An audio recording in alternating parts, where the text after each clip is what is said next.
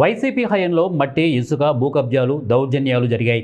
చేయని తప్పుకు పీలేరు నియోజకవర్గంలో 140 మందిపై అక్రమ కేసులు నమోదు చేస్తే ఆనాడు సాక్షి ఛానల్ ఎందుకు ప్రశ్నించలేదని పీలేరు ఎమ్మెల్యే నల్లారి కిషోర్ కుమార్ రెడ్డి మండిపడ్డారు.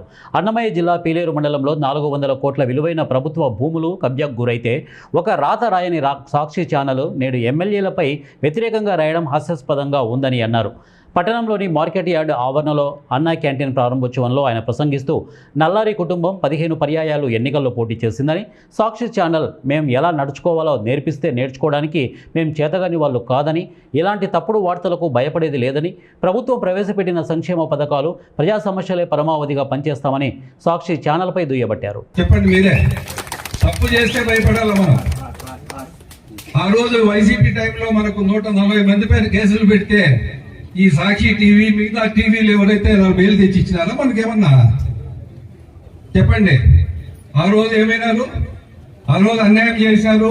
కిషోర్ కుమార్ పైన, నల్లారోల పైన కేసే లేదు ఇంతవరకు. 100 సంవత్సరాల నుంచి ఎందుకు కేసు పెట్టినారని చెప్పి అడిగినారా ఈ ఛానల్స్ వాళ్ళు? ఆ రోజు ఈ రోజు కిషోర్ కుమార్ ఏం చేయాలో వీళ్ళు చెప్తారంట. రాజకీయాల్లో మా కుటుంబం ఎన్ని సంవత్సరాల నుంచి ఉంది. మాకు ఒకటి చెప్తే వినేరకమా? ప్రజలకు ఏది మేలైతే అది చేస్తాము తప్ప రాజకీయాల్లో భయపడేది, బెదిరించేది అవన్నీ జరగదు. మంచితనానికి తలకాయ ఉంచుతాము తప్ప ఎవరో కార్యకర్త, ఇంకో నాయకుడో, ఇంకోడో బెదిరిస్తే భయపడే రకంగా నల్లారి కుటుంబం. ఒకటి గుర్తు పెట్టుకోవాలి అందరూ కూడా. మంచితనానికి ఏ స్టేజ్కైనా పోతాం. కార్యకర్తకు బాధ వస్తే పలుకుతాం.